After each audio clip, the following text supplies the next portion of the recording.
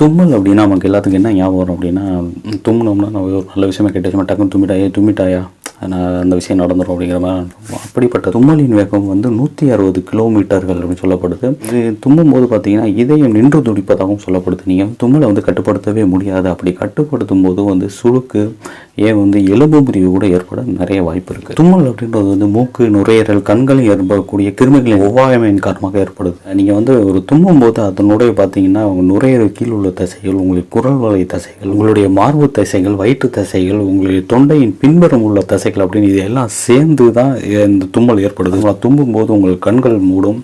அதுவும் ஒரு அனிச்சை செய்யலாம். அதையும் நீங்கள் தடுக்க முடியாது. மற்ற டைமில் வேணால் நீங்கள் தும்மலை வந்து சாதாரணமாக எடுத்துக்கலாம். ஆனால் கொரோனா டயத்தில் உங்கள் பக்கத்தில் இருக்க ஒருத்தர் வந்து தும்முனார்னா உங்களுக்கு ஒரு மரண பயம் ஏற்பட்டிருக்கும் அப்படின்றத யாராலையும் மறுக்க முடியாது. வள்ளுவர் கூட தன்னுடைய குரலை வந்து நினைப்பது போன்று நினையார்கொள் தும்மல் சினைப்பது போன்று கெடும் அப்படின்னு சொல்லியிருக்காரு.